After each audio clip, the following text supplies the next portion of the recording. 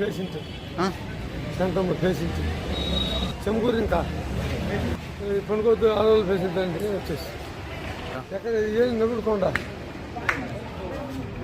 నా పేరు మజ్జిగన్న శాంతమ్మ. హాస్పిటల్లో మా భార్య అడ్మిట్ డెలివరీ అని శనివారం డెలివరీ అయింది. శనివారం వరకు నిన్న శనివారం వరకు లేదు.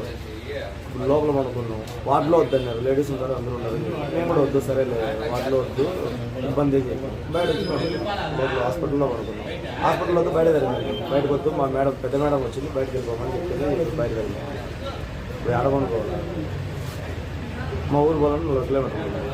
ఎట్లా మధు మాకు ఎలిగెళ్ళు అంటే వచ్చింది.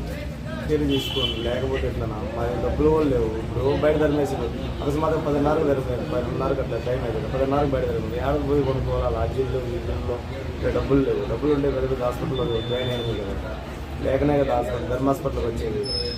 ధర్మ హాస్పిటల్లో కూడా కొనుక్కొని ఇట్లా ఇస్తే అట్లా